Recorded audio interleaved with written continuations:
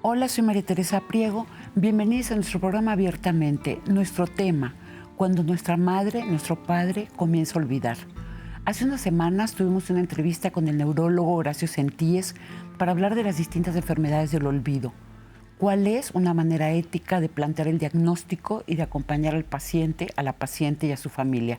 El programa se llama Las enfermedades del olvido y lo pueden encontrar en el YouTube del Canal 14.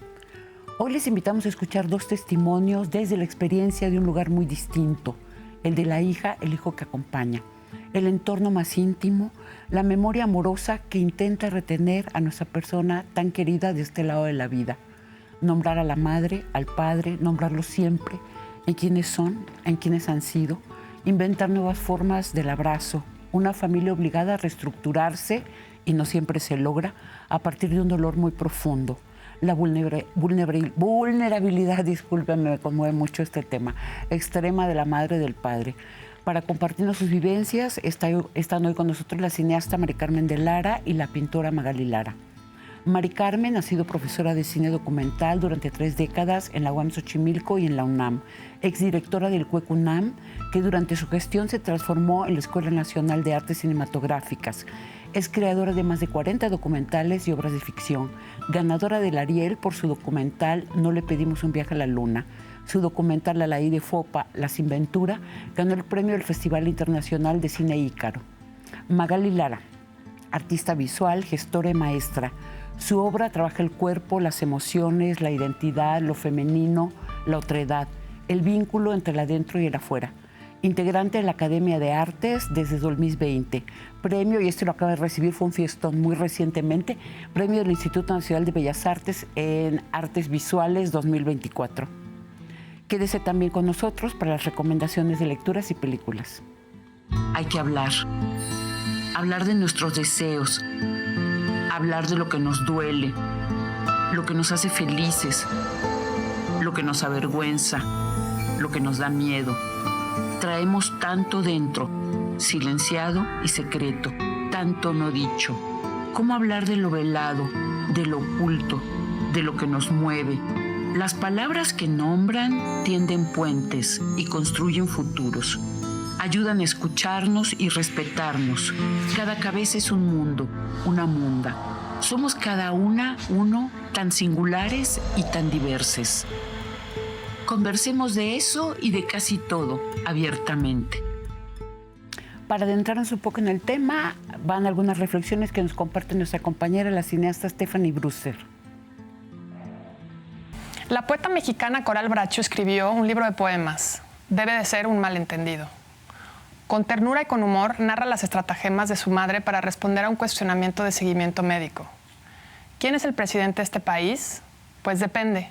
Para unos es uno, para otros es otro. ¿Cómo se llama esto? No sé, doctor, porque yo no uso eso, solo usted. ¿Cuántos hijos tiene? Muchos. ¿A qué se dedicaba usted antes? Ahora me va a pedir que dibuje un reloj, dice la madre. ¿Usted bailaba? Sí, claro, por supuesto que bailaba. ¿Y viajó alguna vez? Sí, claro. ¿A dónde? Pues a donde iban todos. Juntas sortearon las tempestades. El título de su libro nos coloca en el centro del desconcierto que provocan las enfermedades del olvido. ¿Acaso no recuerda lo que ya me dijo? ¿Es posible que pierda así la noción del tiempo? ¿Qué sucede que la lleva a extraviarse entre la habitación y la cocina? Y quien acompaña piensa, se aferra a pensar, debe ser un malentendido. Solo un profundísimo malentendido podría provocarle a nuestra persona tan amada ese ataque de pánico en medio de su espacio seguro. Acá estoy para cuidarte, decimos. Acá pegadita a ti. La realidad trastocada. ¿Qué hacemos? Intentar entender. Cuidarnos para poder cuidar. Protegernos para poder proteger. Los caminos de lo antes ya conocido no conducen a los mismos lugares. Quien cuida se convierte en guardiana de una vida fragilizada, en guardiana de una memoria que alguna vez fue compartida. Aprender nuevas formas de intimar, de acercarnos, escuchar el testimonio de Javier cuando escribe. Del Alzheimer he aprendido a dejar la razón de lado y a comunicarme con la emoción. La emoción, esa antorcha encendida. Bienvenida la artista visual Magali Lara y la cineasta Mari Carmen de Lara. Magalita Maca, muchísimas gracias por venir. Nosotras a lo largo de los años hemos tenido muchas conversaciones porque tanto Magali como Mari Carmen tuvieron que enfrentar esta situación de sus mamás, en el caso de las dos, comenzando a olvidar. Es un tema muy complicado, ¿no? Yo lo vi con mi papá y es doloroso, y yo de verdad estoy muy, muy agradecida de que estén dispuestas a darnos su testimonio, porque seguro vamos a aprender un montón. Te quería preguntar, Magali, en el poema de Coral Bracho, ella cuenta cómo ella y su mamá le pusieron al Alzheimer la enfermedad de las palabras. Y tú me estabas diciendo hace rato que a ti lo que te había sorprendido mucho es esa pérdida de la lengua materna. Exacto. Claro, mi mamá era una persona que amaba las palabras y que tenía una capacidad de contar. Ella comunicaba este mundo creativo a través de las palabras. Entonces, para mí sí fue una parte muy dolorosa entender que mucho de ese lenguaje, de ese amor por las palabras que yo también tengo, venían de ella, y que ella ya no podía hacer con esas palabras lo que quería, ¿no? Ya sabes, uno de los procesos no solamente de olvidar, sino de que no pueden armar una frase completa, repiten palabras. Y por otro lado, la experiencia también muy emotiva de entender que hay otra manera de comunicar, ¿no? Digamos que ella creía que te estaba contando algo, físicamente se movían de una cierta manera y tú ibas entendiendo la emoción o la intención, ya no por las palabras. Pero es verdad que esa incapacidad de ella de poder decir, ¿no? Para mí fue muy dolorosa. O sea, hay nuevos lenguajes por aprender. Hay nuevos lenguajes y de hecho son muy sofisticados. No es que no existan antes, pero como las palabras parece que hacen esta parte tan protagónica, pero en realidad el cuerpo dice, y dice con bastante intensidad. Y entonces hay que aprender a leer el cuerpo, a leer justamente, te digo, esta parte como emocional. Además, en el caso de mi mamá, las emociones iban y venían, digamos, tenía periodos de angustia muy fuertes, luego podía tranquilizarse. Y sí entendimos, creo que todos nosotros, que había que estar en una cierta disposición para acompañarla en esos estados de ánimo. Sí había que hacer una especie de ejercicio antes de entrar a verla. Yo la veía una vez a la semana, como para tener una especie de disponibilidad de entender cómo se movía y dónde estaba ella. Creo que la otra vez lo comenté, pero digamos, eso para mí fue increíble, una experiencia, por supuesto, es una experiencia muy devastadora en un sentido, sobre todo en la imposibilidad de acompañar de maneras más efectivas, pero también es una experiencia de intimidad. Es una experiencia, justamente como no hay palabras, es una especie de conexión mucho más sutil, pero no por eso menos intensa, ¿no? Y yo aprendí ahí también a conocerla desde en estas como capas que van pasando en la identidad. Esta es una de las experiencias también muy fuertes, que realmente vas viendo cómo nuestra identidad está hecha como de capas o como de pasajes, y justamente en este estado hay veces que puedes regresar a esto que eras tú y luego perderte otra vez y pensarte que eres más joven o niña, ¿no? Hay también, en el caso de mi mamá, una historia fija, una historia de ella a los 17 años, que esa sí no se le olvidó, que parecería que eso es lo que le daba a ella esta especie de atadura con su propio cuerpo. Entonces ¿Y cuál era la historia? Es una historia muy bonita. Ella no creció con su mamá, creció con una tía. Y cuando va a México, ella vivía en Mérida, y cuando viene a México a ver unas visitas con su tía, que la quería muchísimo, van a esta casa que era muy elegante, muy fina, y la señora siente que mi mamá es muy hermosa y entonces le regala muchos vestidos, y mi mamá se dio cuenta que era muy guapa, y eso le dio un poder en el mundo, un poder que para ella fue clave en su identidad, ¿no? Es un tema sobre la belleza, y eso nunca se le olvidó. La idea de la belleza o ella bella De hecho, la frase que le decíamos al final es, tú eres bonita, no te preocupes, tú eres bonita, estás bien, ¿no? Y eso le daba paz. Eso le daba paz, sí. Maquita, en el caso de tu mamá nos decías que primero comenzó con lo que nos pasa a todas las personas, extraviaba sus llaves. Extraviaba las llaves, las tarjetas, pero sobre todo vivía una angustia interior.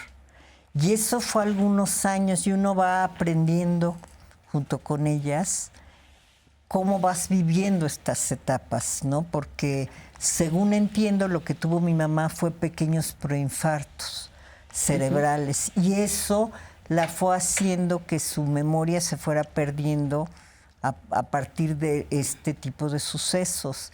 Había cosas igual que no perdía, o sea, ella siempre tenía una inquietud de salir, de caminar, de hacer ejercicio. Le gustaba mucho salir a la calle, entonces todo el tiempo que yo hablaba con ella, yo hablaba casi diario con ella por teléfono y la veía todos los fines de semana. Ella me mencionaba, ¿y a dónde vamos a ir hoy? ¿No?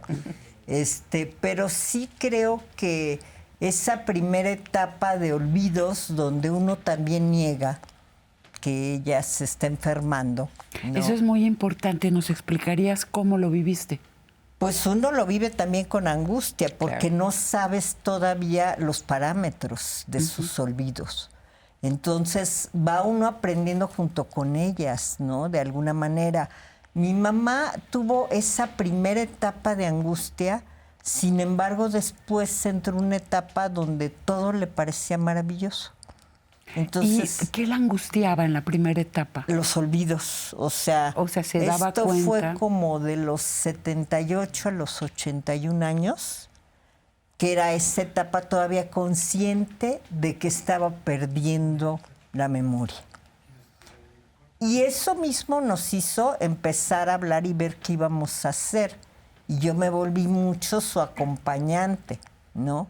Y uno debe de entender porque uno tiende a exigirle que se recuerden las cosas y eso es lo peor que le puedes hacer a una persona que está olvidando. Es mejor aceptar que te repita muchas veces una historia, que te diga, que te haga la misma pregunta y aprender a contestarla, porque finalmente si no, esa angustia crece más. Entonces como que yo creo que tiene que ver con esto que dice Magali, de que de alguna manera encuentras lenguajes para comunicarte dentro de lo que uno considera sus pérdidas, ¿no? Entonces, sí llegó un momento en que ya como que ella dejó de preocuparse por olvidar cosas. Se le olvidó que olvidaba. Se le olvidó un poco que olvidaba, aunque tenía etapas igual que estaba más presente o más consciente, sin embargo tenía una rutina y eso le ayudó mucho. Ella tenía una rutina muy estricta pues con ella misma, ¿no? De caminar. Por ejemplo, sí, nunca se le olvidó que tenía que ir al salón. O sea, para ella había que ir al salón, ponerse pestañas, hacer ese tipo de rutinas en su vida para sentirse bien. Pero siempre que le hablabas después de esta etapa de angustia, porque al principio era no nada más negación, sino se insultaba a sí misma, o sea, decía, es que soy tonta, es que se me olvida. Y eso hay que aprender a quitárselo, a quitarle esa culpa, porque pues no es algo que uno controle, ¿no? Claro. Les voy a interrumpir tantito para irnos a un corte. Regresamos con nuestro fetiche.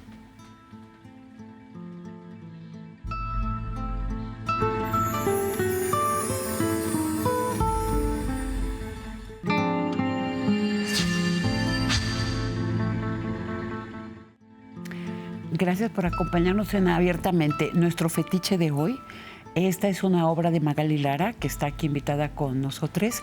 Y yo quisiera que ella misma le explicara, es de la serie Alzheimer que fue trabajando mientras acompañaba a su mamá en todo este proceso. Magalita, por favor, cuéntanos un poco. Yo lo que noto y me impacta es la ausencia de color comparado con el resto de tu obra. Efectivamente.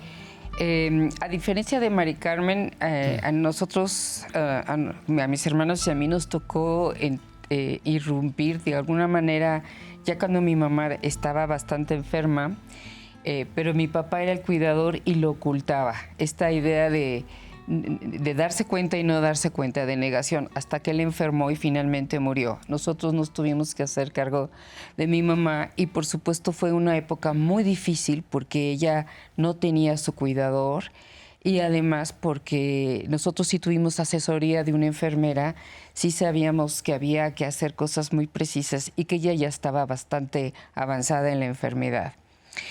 Se estructuró una manera de cuidarla que nos tocaba a cada una un día y para mí la experiencia cotidiana de aprender primero a evaluar lo que ella ya había perdido como identidad, ¿no?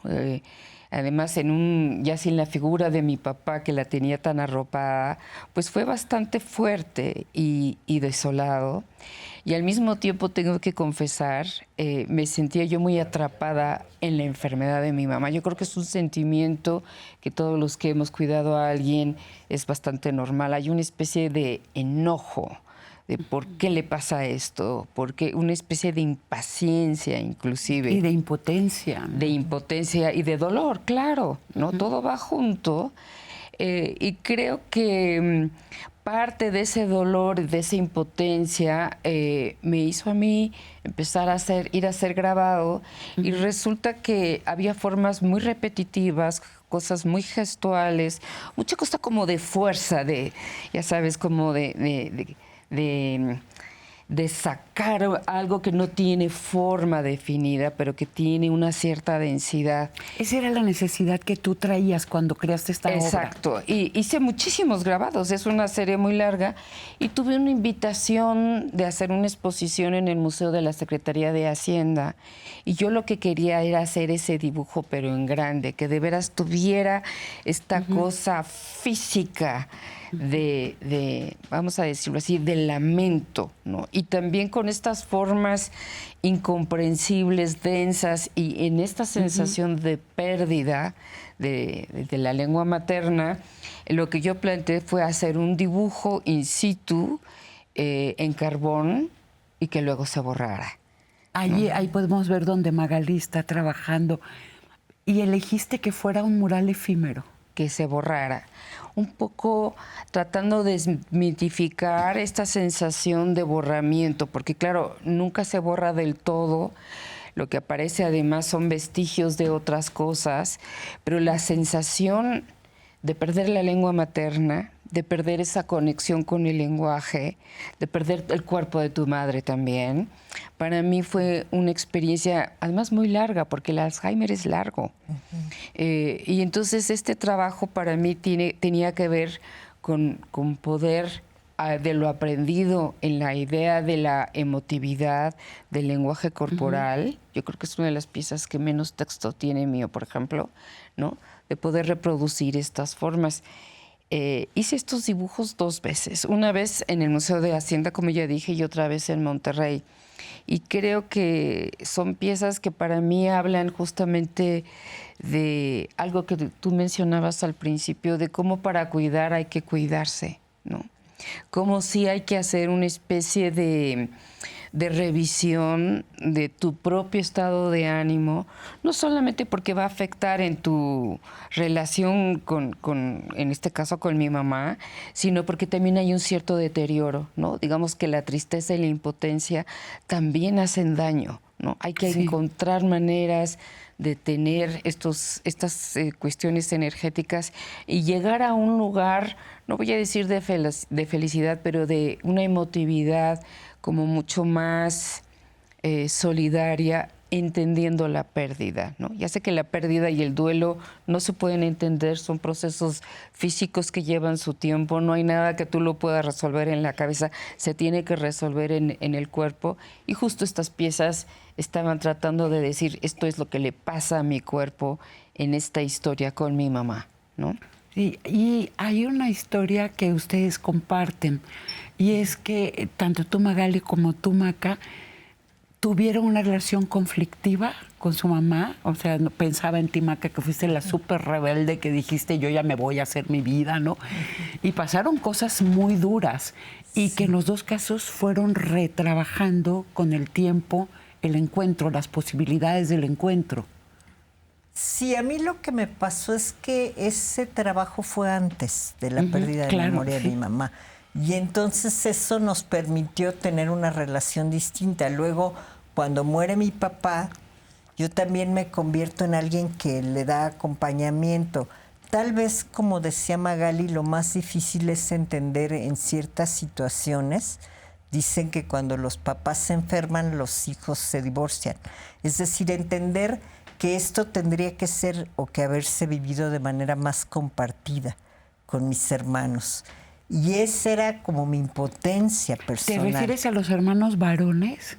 Y también a mi hermana. O sea, el hecho de que no participaran en esta etapa de mi mamá para mí fue lo más doloroso. Todo, Entonces acabé asumiéndolo y eso me llevó como un deber ser, ¿no? En que yo tenía que estar alerta de todo lo que sucedía, porque además ella todavía tomaba algunas decisiones, sobre todo al principio. O sea, por ejemplo, ella no se quiso salir de su casa y fue algo que yo respeté, pero que, digamos, prácticamente se volvía algo muy complejo de manejar, porque entonces yo tenía 2 casas. Claro. Y digamos que la situación dolorosa para mí fue como sentir que no tenía una solidaridad en ese sentido, que no era compartido, que yo tenía que cargar con una responsabilidad, que consideraba que en una parte, como ella fue después durante la infancia de mis hijos, ella fue muy solidaria, mi mamá,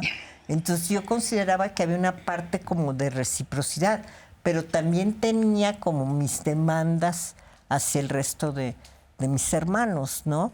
Te sentías muy sola, yo de eso sí me acuerdo. Exacto, exacto. Y eso te hace tener que tomar todas las decisiones médicas e ir entendiendo junto con su geriatra y junto lo que va viviendo. Entonces ella tuvo sub y bajas porque, por ejemplo, tuvo un momento en que un medicamento le ayudó mucho a detener un poco el proceso, ¿no? Que era algo que te mencionaban en el otro programa. O sea, hay ciertos momentos en que puedes detener y hay distintos tipos de deterioros, ¿no?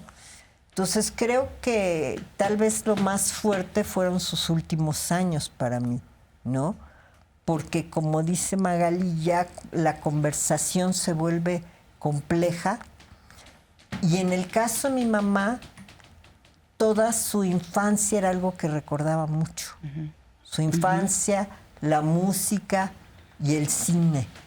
Que yo creo que yo soy cineasta en parte porque mi mamá me contaba películas cada vez que me llevaba a la escuela.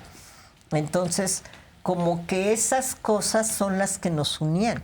Yo seguí yendo con mi mamá al cine y disfrutaba la película ya muy grande, de 89 años. Pero digamos que después de eso, al siguiente día yo no se acordaba lo que había hecho, ¿no? Era como todo lo inmediato se va borrando, ¿no? Mucho más. Pero disfrutaba los momentos. Exacto, mucho. Y eso sí es una característica que yo no he visto en todas las personas que tienen la pérdida de la memoria. Es distinta de acuerdo a tus maneras, ¿no? Cada persona es distinta. No se sabe lo que va a suceder. Sí. Nos vamos tantito a unos sondeos, las plazas y las voces. La pregunta fue, ¿cómo acompañar a una persona que comienza a olvidar y que lo sabe?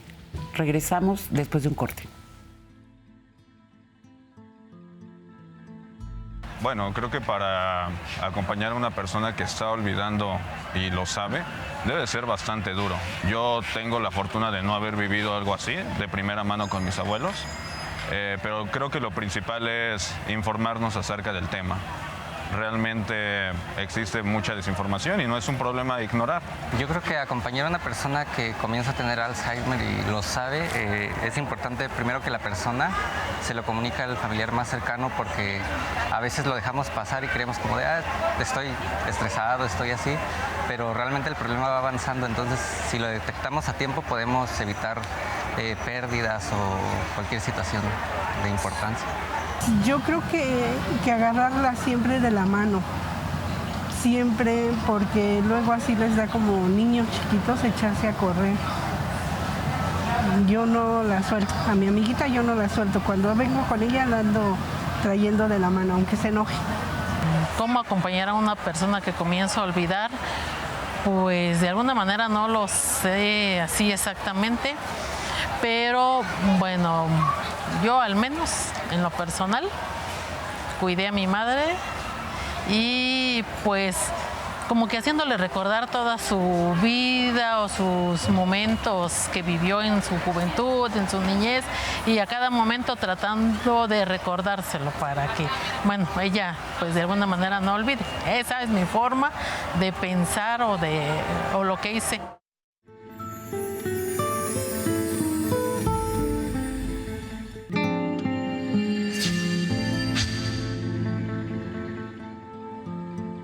Cuando mi madre comenzó a olvidar. Magalita, tú hablaste de capas identitarias, después Mari Carmen nos está hablando de eso, cómo sostener eso que una tiene en común con esa persona amada. En tu caso, ¿cómo hiciste con tu mamá? ¿Qué sentías en común con ella? Bueno, para empezar, te digo, en este aprendizaje de las emociones, yo pude inclusive recordar cosas que nos habían pasado y tener una mejor lectura, ya sin las palabras, de su carácter y de su propia fragilidad. Y luego había cosas muy bonitas, digamos, como cuando estaba alegre, que tenía sus momentos, que ya sabes, esta parte como de risa, veías los ojos que brillaban. ¿Qué le hacía feliz? Lo que más feliz le hacía tenía que ver con niños. Por eso tuvo tantos hijos, tuvo 9 hijos. Los niños le encantaban. De hecho, la llevábamos a Perisur, que era, digamos, donde ella daba sus paseos, porque eso le divertía. Eso y ver las corbatas de colores, ¿no? La idea de toda esta cosa de colores.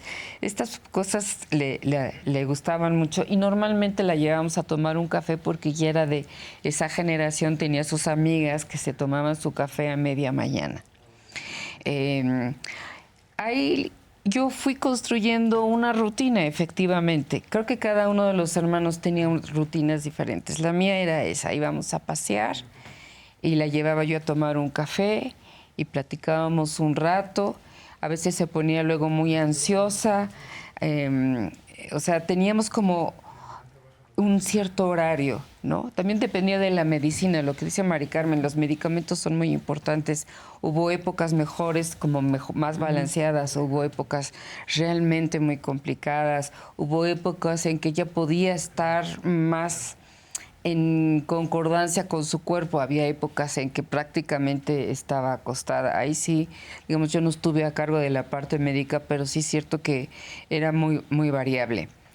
Yo creo que sobre todo construir esta aceptación de una situación que se va a deteriorar, que se va a ir perdiendo, y que uno tiene eso, la cosa de la impotencia y al mismo tiempo el amor, ¿no? Uh-huh. Y en mi caso yo creo que en la medida que yo pude soltar esa afectividad con ella, digamos, un poquito entender que todo esto que había pasado pues son cosas de carácter, ¿no? Yo después tuve un sueño después de que ella murió, que nos veíamos y yo decía, caray, nos queríamos tanto y nunca pudimos comunicarnos bien, ¿no?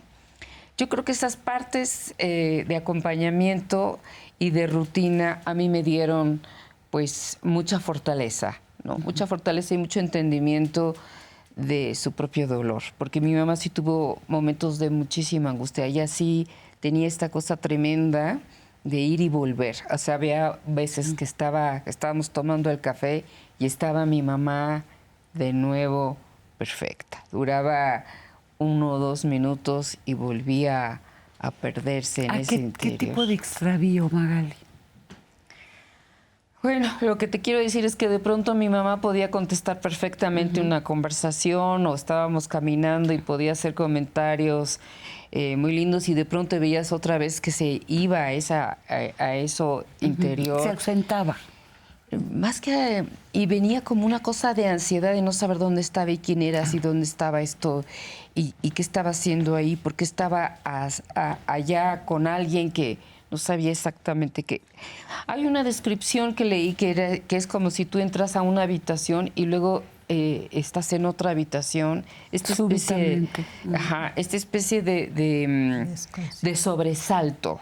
Eso sería la palabra, de un sobresalto donde es probable que estés en peligro. Esa era la parte muy difícil de controlar. Cada vez era más frecuente, digamos, los lapsos en que aparecía eso, y por supuesto, pues da una enorme ansiedad también, ¿no? Claro. Sí, no poder calmar su dolor, pero la experiencia de ustedes, Magali, tú también quisiera que me dijeras, Maquita, ¿cómo aprendieron ustedes a tratar de tranquilizarlas lo mejor que se pueda? O sea, ¿cómo? ¿Qué hacías tú, por ejemplo? Había que hacer de todo, pero al final, mi mamá tenía un chofer y a ella obedecía más la voz masculina que la voz de nosotras. Entonces era encontrar una voz de un hombre que ella conociera para decirle, estamos bien, te voy a llevar a tu casa. Como la voz del padre. Yo creo que sí. ¿Y en tu caso, Maca? Mi mamá no vivió tanto este tipo de angustia, sí se iba, o sea, cuando estaba conmigo, generalmente me preguntaba dónde vamos, eso, etcétera, y gozaba, y todo el tiempo comentaba que estaba gozando el momento, pero de repente se ausentaba, pero cuando regresaba no estaba angustiada. Yo pienso que una de las fortalezas que pudimos construir es que se sintió segura conmigo. O sea, tan es así que ella sufrió un maltrato al final y luego me lo dijo. O sea, había un nivel de conciencia, ¿no?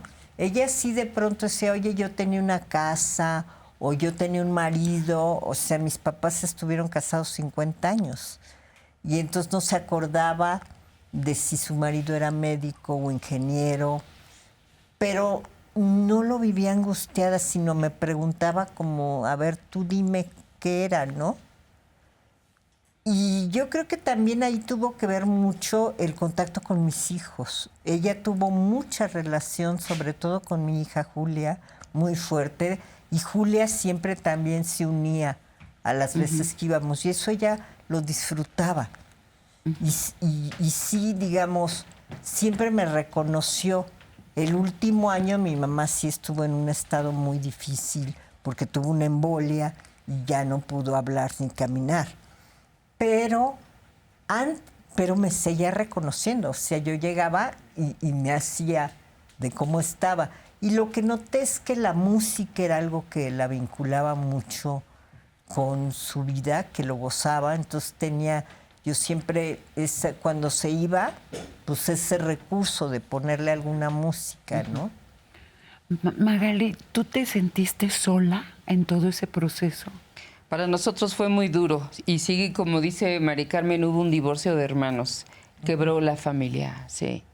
Creo que es una de las cosas también que suceden con bastante frecuencia. No sí, que la enfermedad del padre o de la madre, cualquier enfermedad grave, estalla la familia. Estalla. Sí. O sea, creo que aparecen cosas que evidentemente estaban ahí y que de alguna manera no se resuelven. Creo que también el miedo y el dolor con lo de la enfermedad hace muy difícil poder entender las prioridades, digamos, del momento. Como que yo siempre pienso que esa disputa del cuerpo de los padres se vuelve una cosa muy complicada porque no es totalmente racional, ¿no?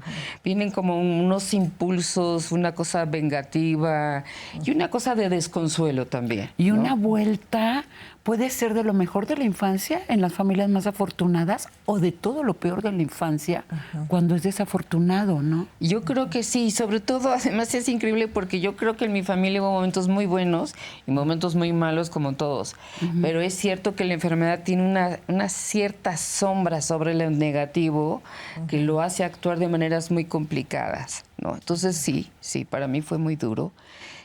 Aunque yo tenía algunas de mis hermanas cerca, creo que pudimos compartir algunas experiencias. Sí es cierto que fue una de los periodos de mi vida donde me sentí más frágil, ¿no? Creo que todo el trabajo que yo hice sobre el Alzheimer que justamente tenía que ver en este proceso y en esta falta de ritual donde pierdes de veras a tus progenitores y sí hay un cambio estructural, no solamente, bueno, con los hermanos, sino también en la posición que tú ocupas y por supuesto te sientes en la intemperie, ¿no? Te sientes a la intemperie. A la intemperie, sí. Y además está esta situación también de que de repente uno tiene la enfermedad y la muerte en la nariz, ¿no? Acá pegada. ¿Cuáles fueron como los temas de disputa? Por ejemplo, uno son las decisiones médicas, que en el caso de María Carmen ella tuvo que afrontar sola. Pero en tu familia, ¿cuáles fueron La las disputa angustias? médica fue una, fíjate que hay una anécdota ahí para mí muy, muy triste. Por alguna razón, mi mamá ya la tenía diagnosticada con Alzheimer, lo hicieron en Estados Unidos, pero como que no, como que eso no era. Y entonces mi papá me dio una vez, antes de que se pusiera grave, me pidió que yo le llevara a mi mamá a sus visitas médicas. Él estaba preocupado por el cáncer de mama, que las amigas de mi mamá de pronto, ya mujeres ya en más de 70 años, tenían y empezaban a tener, digamos, este tipo de enfermedad. Entonces él estaba muy preocupado y él me pidió que yo la llevara, que empezara a llevar a mi mamá a sus diferentes citas. Y lo hice.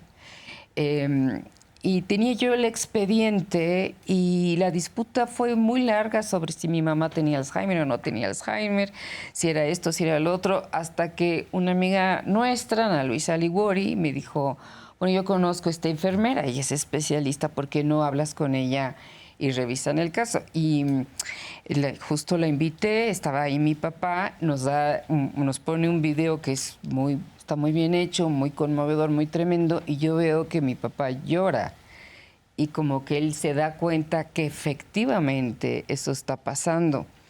¿Recuerdas el nombre, Magalita? ¿De ella? Del video. No, pero es un video hecho específicamente para los familiares que quieren cuidar en casa al enfermo.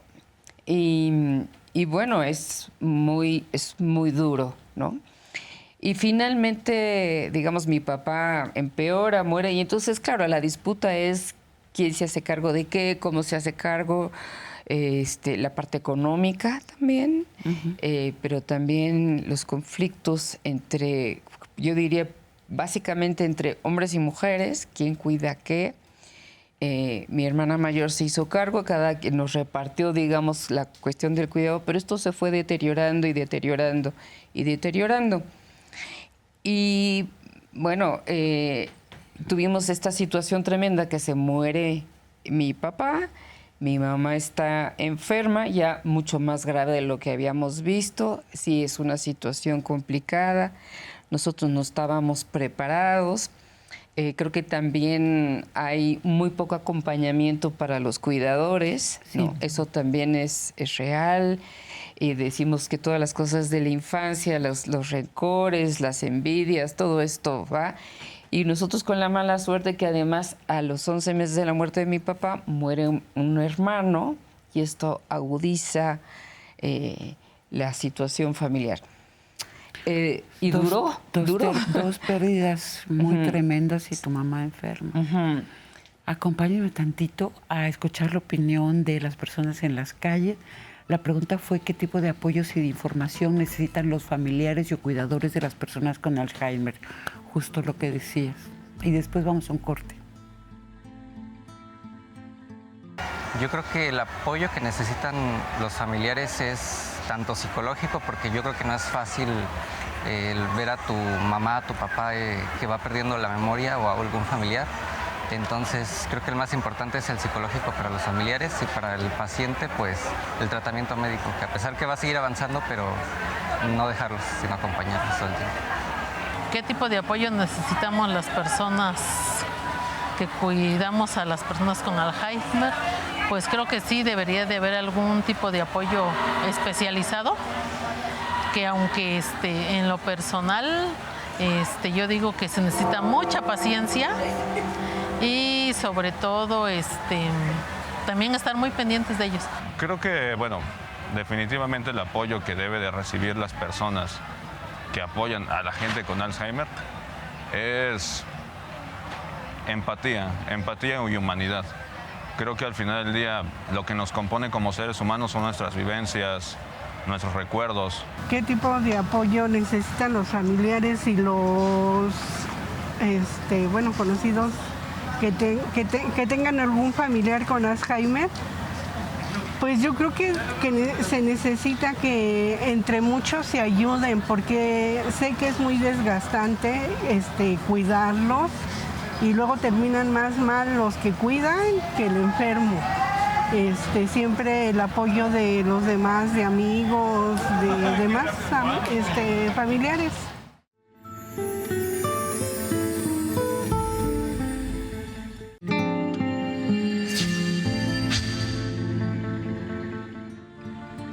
Gracias por acompañarnos en esta conversación con la pintora Magali Lara y con la cineasta Mari Carmen de Lara. Mari Carmen, nos estaba explicando, Magali, todas las dificultades para enfrentar una situación así. Tú nos contaste antes también todo lo que sucede en la familia, entre las hermanas y los hermanos. ¿Cómo crees que hubiera sido un poco mejor? ¿Cómo crees que se podrían haber ayudado entre ustedes a manejar las cosas de una manera más benigna? Pues creo que tiene que ver con hablar con los hijos sobre la muerte. O sea, creo que es un tema que siempre evadimos en la familia, y hablar de las diferentes condiciones, porque finalmente hay muchas cosas genéticas, ¿no? Y creo que en ese sentido yo tuve un padre médico, pero que no hablaba de las situaciones. Entonces hay decisiones que tomaron mis papás, estando ambos en buen estado, que no nos comunicaron a nosotros, que hubiera sido tal vez algo que me hubiera evitado a mí algunos problemas, ¿no? Y que a partir de ahí hubiera sido más fácil la conversación entre hermanas y hermanos. Pues quiero pensar que sí, ¿no? Aunque sucede todo esto que dice Magali, hay cosas que están ahí guardadas y que uno a veces no es tan consciente, y que ese extremo de una situación te las hace más evidentes. Pero también sí, yo creo que el conversar y hablar de las distintas etapas y de la vejez de quien uno quiere, pues es algo que sí debe de facilitar un poco las cosas, ¿no? Porque son como temas tabús en la familia, ¿no? En la mayor parte de los casos, ¿no? Y saber, a pesar de que, por ejemplo, mi madre fue muy ordenada y dejó todo como preparado para ella nunca depender económicamente, y eso siempre se lo agradeceré, no lo habló tanto con todos, ¿no? Lo habló al final mucho conmigo, pero hubiera sido mejor compartirlo con todos, tal vez, ¿no? Y por otra parte, los medicamentos también. Eso te iba a decir. O sea, sí. El hecho de que uno se convierta en el acompañante o la acompañante, ¿por qué? Porque pues finalmente eres la memoria, ¿no? Y cuando van al médico, pues no pueden entrar solos o solas, porque luego no se van a acordar que les dijo el médico. Entonces, lo que yo noté es que había medicamentos que si se los hubiéramos dado un poquito antes hubiera sido mejor. Esa duda entre entrar a trabajar con un geriatra o asumir que ella sí tenía un problema nos hizo retrasar un poco su atención. Y hubo un momento de buena atención donde yo siento que ella recuperó mucho por un medicamento. ¿No? Tú hablabas del diagnóstico temprano. Exacto. ¿Tú cómo te imaginarías un escenario que hubiera sido menos complejo? No sé si se pueda, digamos, yo creo que las estructuras familiares o la estructura familiar mía era complicada de por sí. Muchos hijos, una pareja que estaba muy concentrada en ella misma, entonces cada quien tenía como sus propias dificultades con respecto a los demás hermanos y a la pareja, pero creo que es evidente que nos hace falta una cultura de cuidado, poder entender que todos nos vamos a enfermar, ¿no? Que hay mejores maneras también de lidiar con eso, ¿no? Creo que para el caso de mi mamá, el no haber aceptado el Alzheimer que estuvo detectado antes por prejuicios, por miedo, por dificultades otras, pues hizo muy difícil para mi papá primero tratando de ocultarlo y luego para nosotros darnos cuenta cabalmente de a lo que nos estábamos enfrentando. Y no sé si hay una cultura, pero creo que sí ha mejorado en los últimos años porque hay gente que ha salido públicamente con la idea del Alzheimer. Yo creo que, digamos, de la experiencia mía, que siento que es una experiencia bastante más ríspida que la de Mari Carmen, no que yo ningune las cosas terribles que ha de haber pasado, siento que sí hay formas un poco más benignas para cuidar, para proteger y para tener vínculos mejores de la familia. Pero es cierto que la diferenciación entre que las mujeres cuidan y los hombres no sigue siendo uno de los factores más agresivos para el cuidado de un enfermo y para el cuidado del cuidador. Eso yo creo que sí lo tenemos que trabajar porque creo que sigue siendo lo que divide y lo que más lastima, ¿no? Sí, se da por hecho que son las mujeres de la familia, como en el cuidado de niñas y niños, de personas con capacidades diferentes, se da por hecho que son las mujeres. Y es una manera de dejarlas solas, ¿no? Sí, es mucho trabajo, es mucha tensión. Yo oigo cuando Mari Carmen habla de esto y digo, bueno, ella debe de tener, creo, un ambiente familiar de mucho apoyo, porque yo siempre la vi centrada, ¿no? Aunque te quejaras y esto, había una estructura familiar que te apoyaba. Siento que si no tienes eso, inclusive creo que hay como síndromes de los cuidadores, que también ellos empiezan a enfermarse de otras cosas, o de deprimirse por una situación, de sentirse atrapados en algo. Agotamiento emocional, sí. Y hace unos años después que mi mamá murió, sí fui al centro y había una especie de evento sobre enfermedades, y había, por primera vez vi todo esto relacionado con los que cuidan, ¿no? Y la verdad, sí me parece que es muy importante, muy, muy importante ese trabajo diario, sistemático, de organizar, pensar, y las dificultades que salen con el temperamento, con los medicamentos, con las crisis, todo esto, sí tenemos que tomar en cuenta que también produce, pues, no solamente depresión, produce actos de rabia, actos de rencor, lo normal, ¿no? Sí, lo que es humano. Me acompañan con las recomendaciones de los libros y las películas.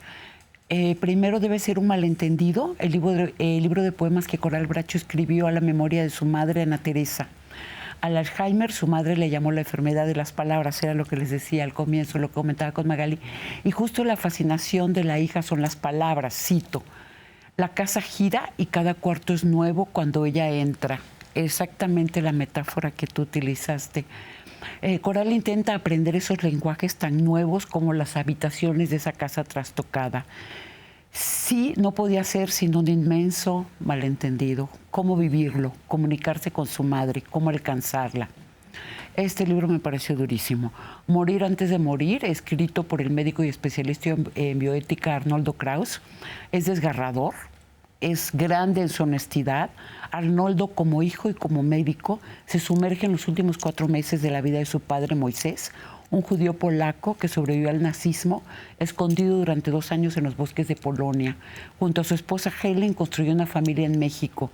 Escribir como una rebelión, como un intento de consuelo. Cito: la poesía no servía, las palabras no arropaban, las heridas no cicatrizaban, los espejos no miraban. En las películas Iris, dirigida por el cineasta británico Richard Eyre, En el programa en el que conversamos de las enfermedades del olvido, les recomendé el libro autobiográfico del mismo nombre, escrito por John Bailey, esposo de la novelista irlandesa Iris Murdoch. John va narrando la cotidianidad de la enfermedad de Iris. Recuerdo los grandes momentos del pasado, la ama y la admira muchísimo. La película de Eire, tomada de la obra de Bailey, es una recreación de la enfermedad, pero sobre todo de su amor y lo que significa toda una vida recorrida juntas. Está en Filming. Las buenas hierbas, dirigida por la cineasta mexicana María Novaro, con la actuación de Ofelia Medina y Úrsula Pruneda, excelente las dos. Dalia trabaja en una estación de radio comunitaria, tiene una relación muy cercana con su madre, que es especialista en herbolaria. Su casa está llena de libros con descripciones de plantas medicinales, vive rodeada de vegetación, frascos, fórmulas. Es una admiradora de la chamana y curandera mazateca María Sabina. Un día la madre comienza a imaginar que hay personas que entran a su casa. Es el comienzo de un viaje hacia el vacío total en este caso, en el que su hija lo acompaña. La madre le transmite sus conocimientos, la importancia de su legado, y la hija escucha y abraza. Hasta que llega un momento en que su mamá está, pero ya sin estar. Está en Filming. Un viaje inolvidable, también se llama Con la cabeza llena de miel, del director alemán Til Schweighöfer. Es una comedia, es como un cuentito de hadas. Matilde tiene 10 años, va observando cómo Lucas, su abuelito adorado, el papá de su papá, comienza a tener ciertos extravíos después de la pérdida de su esposa. Ya no puede vivir solo, se va a vivir con su hijo, su nuera y su nieta. Pero pues la nuera sí se desespera mucho y deciden llevarlo a una casa de reposo. Matilde lo escucha y a sus 10 años toma una decisión radical. Sabe que sus abuelitos fueron de luna de miel a Venecia, ellos viven en Londres, y decide fugarse con su abuelito. Tiene muchas ganas de verlo feliz. Y sí, se fugan en un viaje arriesgado y donde están muy contentos. Está en Prime Video. Queridas, ¿hay algo que quieran comentarnos? Yo estoy bien. Te agradezco mucho, Magalita, querida. Maquita. Pues yo también, nada más eso, prevenir. Y de acá nos vamos a salir, nos vamos a tomar unas gigantescas margaritas a la memoria de sus mamás y de mi papá. Pues muchas gracias por su entrañable presencia al artista visual Magali Lara y a la cineasta Mari Carmen de Lara. Tanto los documentales de Mari Carmen como la obra de Magali son accesibles por internet de distintas maneras. Ambas trabajan muchísimo desde las emociones y los testimonios de vida. No se pierdan de descubrirlas, vale muchísimo la pena. Gracias a ustedes por invitarnos a sus casas. Los esperamos la próxima semana para seguir conversando abiertamente. Escriba, opine, sugiera temas. La botella con nuestro mensaje de hoy se fue al mar. Llegó a sus playas. Les escuchamos.